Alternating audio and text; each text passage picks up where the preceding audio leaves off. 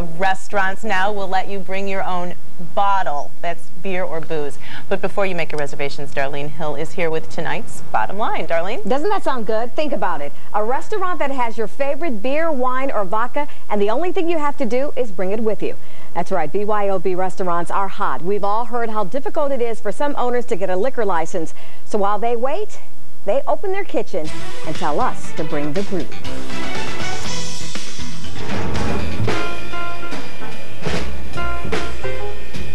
Friday night in Chicago, and the in crowd likes to go out. Even on a cold night, they're still looking for the hot spot, and now that spot is probably BYOB. I think it's a great dining option. You can bring your own drink to dinner and save a lot of money. Iverson wrote the book on Bring Your Own Bottle. There are hundreds of BYOB restaurants in Chicago. Some are waiting for a liquor license. Others, like the owners at Schwa, say they want their diners to buzz about the food, not the drinks.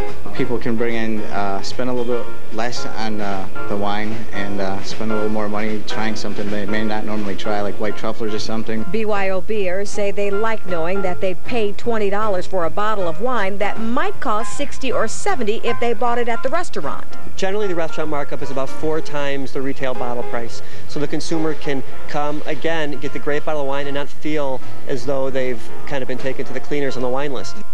Now, just because it's a BYOB restaurant, the author says don't go in being tacky and don't be cheap. Don't go into that establishment with things that you know they sell. Example, don't go into that restaurant with Coke if you're going to have a rum and Coke, because they have that. Another one, don't go in with your own orange juice if you're going to be drinking mimosas. A lot of people just don't know what to bring, how much to bring, what to tip, what not to tip, kind of the ins and outs. And also talk about corkage fees, because there's a lot of controversy about corkage fees. Some BYOBs will not touch your bottle. Others may charge you a small fee, like $5 to $10 per glass to open and serve. And while they say they like BYOBs, these diners are now looking for a new spot that won't charge to open bottles. It's $5 per glass that you drink, so it's pretty much pointless to go to those BYOB places that have that fee. Because if it's a table of 4 or 5 friends... Right, then you're spending $20 on a bottle.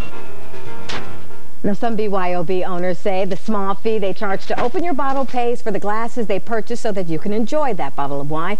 And just because you brought it in with you doesn't mean that you can take out an open container. Remember, here in the city of Chicago, you can be arrested for that.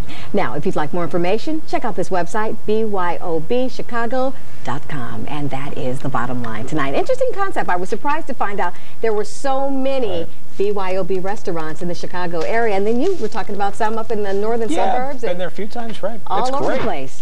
What are you taking with you? Have a good weekend. Who's your boyfriend, Margaret?